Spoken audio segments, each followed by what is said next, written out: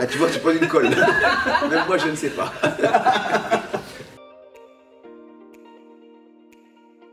Alors, j'ai peut-être le plus voyagé parce que je suis le plus vieux. J'avais rien à foutre un lundi soir, je suis allé à Bron. L'entraîneur, Jacques Santini, ne m'a pas parlé pendant 2 ans. Moi, je Sur dirais l'autre, rien. ça va être moi. Je dirais rien.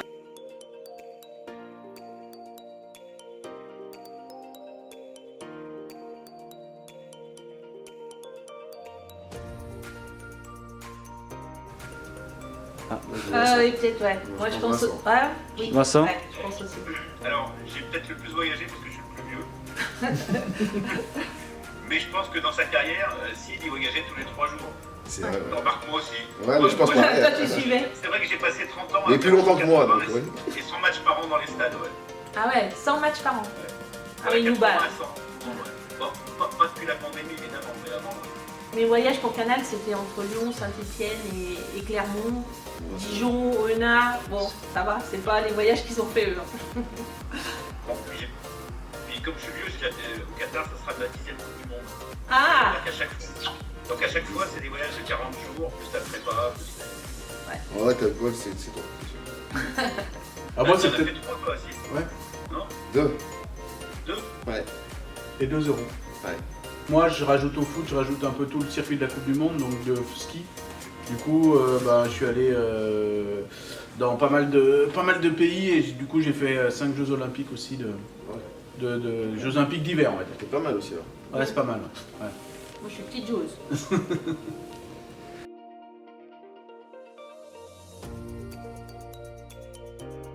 Sur l'autre Ou sur l'autre. Moi, je Sur dirais l'autre, rien. ça va être Moi, moi. je dirais rien. L'autre, on va dire moi.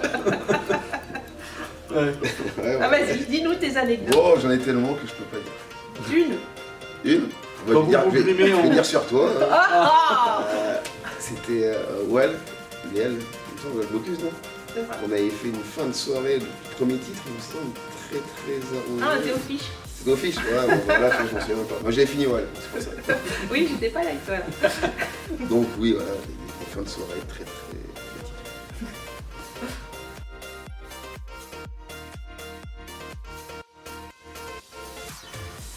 Alors, moi, j'en ai eu un long pendant 2 ans.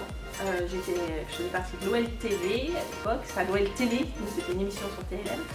Et l'entraîneur, Jacques Santini, ne m'a pas parlé pendant 2 ans. Donc là, c'était une grosse brouille. Puis après, j'ai eu une brouille avec Rémi Vercoutre, parce que Canal a diffusé quelque chose que je ne voulais pas qu'il diffuse, et Rémi était... Il insultait les gens encore. Et il m'insultait moi. Ouais, donc c'était déjà Rémi. Et je ne voulais pas diffuser, et malheureusement les images sont parties à Paris parce que je n'étais pas toute seule ce jour-là avec un journaliste de Canal qui a voulu absolument diffuser. J'ai mis mon veto, le directeur de la chaîne m'a appelé pour me dire je viens de voir les images, je diffuse, donc c'est pas toi qui décide. Et Rémi m'en a voulu pendant longtemps. Mais je le comprenais. Bon, moi je me suis fâché avec à peu près tout le monde, mais c'est normal. Mais ce qui est bien, c'est qu'en général, ça dure pas. Et après la carrière, les gens avec qui je me suis fâché, souvent, c'est des gens avec qui je m'entends très bien. J'ai failli me battre dans un vestiaire une fois avec Franck Leboeuf. Ouf. Parce que je sais plus, j'avais écrit un truc qui lui avait pas plu, etc. et tout. Et en fait, je l'aime plutôt bien, je le trouve attachant et je m'entends très bien avec lui. Mais ça arrive souvent, c'est souvent pour des notes, pour des papiers, pour des choses. Se fâcher, notamment dans la presse écrite, c'est assez facile et assez naturel et assez normal, parce que c'est les choses qui restent. Et puis parfois on a tort. C'est-à-dire que parfois le gars est fâché et puis il a tort, et puis parfois le gars est fâché et puis il a raison. On est aussi jamais... Nous aussi on cherche la bonne formule et le bon mot, et parfois le bon mot, la bonne formule et l'ironie, c'est la méchanceté gratuite. Et là le gars a le droit d'être fâché et c'est normal. Donc, puis parfois on est fâché parce qu'on écrit des choses qu'on doit écrire et ça fâche les gens, mais on a fait le métier. Ouais. Donc en fait, dans les fâcheries, il y a un peu de tout. Il y a des fâcheries dont on peut être fier, des fâcheries dont on ne doit pas être fier, et puis des fâcheries inévitables. Oui, ça fait partie, je pense que ça fait partie vraiment du travail. Il faut qu'on soit à un moment donné pas d'accord avec Jean-Michel Aulas par exemple et qui nous envoie un texto. Mais ça, j'avais même pas compté. Hein. Ouais. On parle que des joueurs. C'est 4 fois par an, non. Voilà. Mais après ça revient vite. C'est vrai que là, par exemple, dernièrement, moi, mon papier que j'avais fait sur Juninho, j'étais obligé de dire des choses et il l'a mal pris et on est fâché. Alors, je sais pas jusqu'à quand, mais c'est vrai que... Pourtant, il n'est pas susceptible. Oh non, j'ai dû vraiment faire... non, c'est vraiment... Et là, c'est assez marrant parce que autant des fois, je me pose des questions à dire est-ce qu'on va dire ça ou ça. Mais là, parce qu'on a quand même un lien, j'ai fait un livre avec lui et puis c'est quand même quelqu'un de sympathique.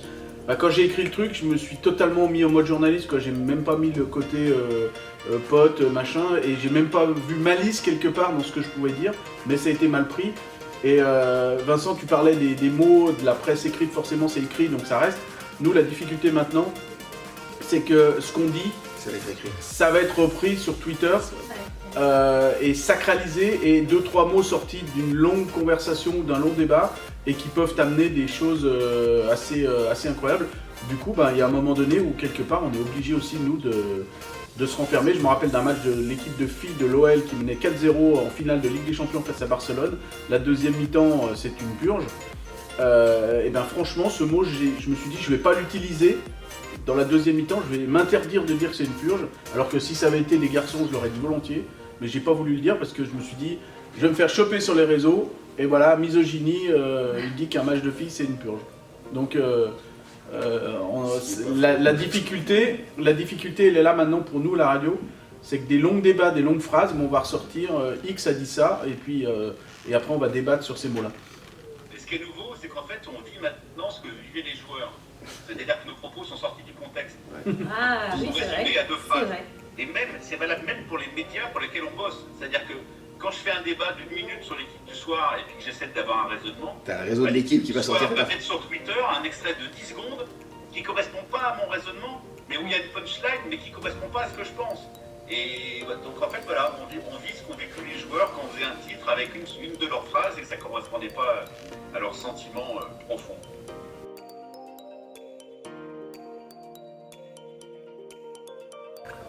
Moi, ça va. Discrète. Moi, je pense que toi... Moi, la difficulté, c'est que Vincent le disait tout à l'heure, c'est que ça accélère tellement les choses et ça amène des fake news que, par exemple, dans le mercato, là, il y a tellement eu de choses de dites. Je sais plus qui parlait. C'est toi qui parlais tout à l'heure de l'avion. On suivait l'avion là d'un tel. Alors, il faut aussi le suivre parce que concrètement, quand Depay est arrivé il y a 5 ans.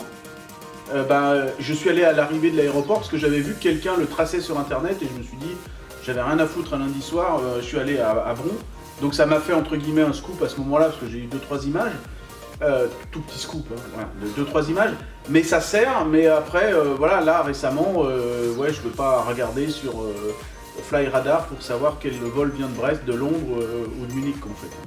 Moi j'ai pas de mal, je trouve que c'est plutôt cool, mais il faut savoir s'arrêter. C'est le truc. Tu sais, l'index, là, faut arrêter. J'aime bien mettre un truc. Alors, les mecs, ils vont parler, ils vont tous s'insulter les uns les autres, tu comprends plus rien. Après, j'efface ce que j'ai mis, comme ça, il n'y a plus rien. Ah oui, ouais. Ah, c'est pas bête. Je maîtrise la chose. Et Vincent, ça va sur les réseaux sociaux? Ouais. Moi, j'ai un peu de monde sur Twitter, on doit être, je sais pas, 275 000, un truc comme ça, abonnés. Et évidemment, dès qu'on dit ce qu'on pense, on se fait insulter. Donc après, c'est soit on s'en sert plus, seulement comme fonction d'alerte, savoir ce que les autres balancent, comme info, etc. et tout. Soit on se dit, tant pis, je dis ce que je pense de temps en temps, tant pis, je prendrai la marée, c'est pas grave. Mais ce qu'il faut savoir, c'est que c'est pas un vrai baromètre de l'opinion, en fait. C'est juste un baromètre des gens qui sont sur Twitter. Et que les gens, et que les haineux et les méchants, ils sont pas un baromètre des gens en général. C'est juste un baromètre des haineux et des méchants. J'ai une anecdote sur ça. J'ai un pote, vous connaissez, je dirais pas son nom, qui s'est beaucoup fait insulter sur un des tweets qu'il a mis, qui a porté plainte, il a pris un avocat, etc. Il s'avère que le gamin, la personne qui l'a insulté avait dit non. Non. Donc il a dit bon, on va pas aller plus loin. Voilà. Donc t'as compris ce que c'est les réseaux. Voilà. Faut pas forcément leur donner plus d'importance. Et faut pas imaginer, moi c'est mon expérience, qu'un tel dit qu'il pleut tout le temps. Finalement qu'il pleut tout le temps. Non, c'est l'avis de cette personne dans son village, peut-être qu'il pleut, et encore tout le temps, non, il a plu sur les 2 derniers jours, il pleut pas tout le temps en fait. Et il faut vraiment avoir ce recul-là, mais des fois, dans certains moments, c'est dur. C'est dur. Mais... Franchement, c'est dur des fois. C'est un jeu, hein. Tu acceptes de l'avoir, sinon tu l'as pas. Tu vis différemment.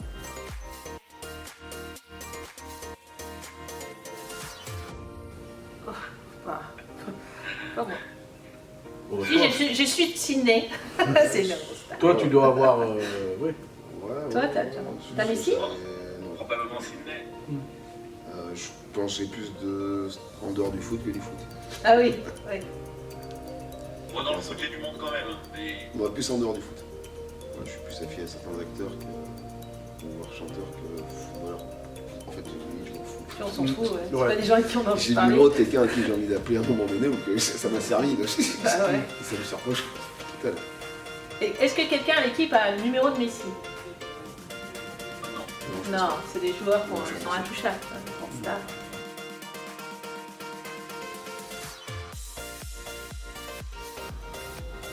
De cette Si j'en avais un, L'OL je ne sera pas dirais champion. Puis on va pas le dire si on a Hasbro.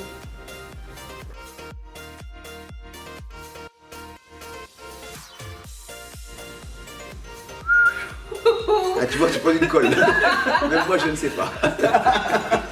Tout Edouard. Tout est relatif. Dans quel genre de sport? Non. Moi, je ne joue plus qu'au golf depuis à peu près 20 ans, donc ça compte pas.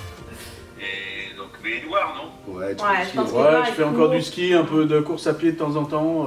Voilà. Voilà. Allez, Ouais. on va dire ça. Et après, je me mettrai au golf.